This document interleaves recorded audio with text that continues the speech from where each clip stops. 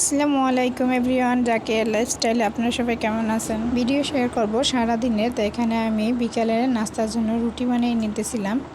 তো এখানে আমি আটার রুটি বানাচ্ছিলাম। তো এখানে আমি রুটি বানিয়ে নিতেছি, আর এখানে যে রুটি ভাজা শেষ, তা আমি মুসুরির ডাল পাক করছি, তা দিয়ে খাচ্ছিলাম। তা আপনাদের সাথে শেয়ার করলাম।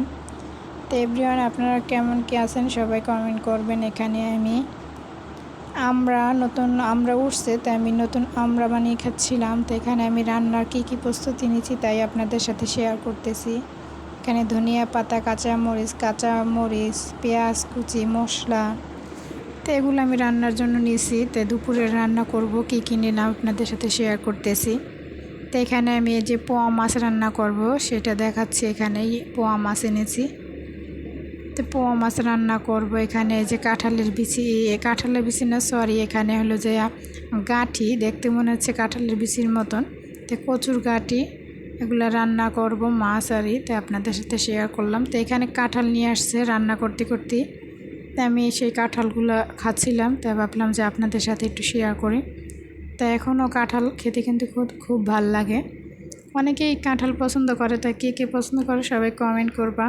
তো আমার রান্নাবান্না শেষ, আজকের ভিডিওটা এই পর্যন্তই। তো আমি গাঁটি দিয়ে ভাত খাচ্ছিলাম। গাঁটি তরকারিটা আমার কাছে খুব পছন্দ, তাই গাঁটি তরকারি কে পছন্দ করো অবশ্যই কমেন্ট করবা। তা আল্লাহ হাফেজ, সবাই আমার জন্য দোয়া করবা। আসসালামু আলাইকুম। সবার জন্য অনেক ভালোবাসা এবং শুভকামনা দোয়া রইল। সবাই আমার চ্যানেলটিকে সাবস্ক্রাইব করবা এবং পাশে থেকে বেল আইকনটি বাজিয়ে দেবা।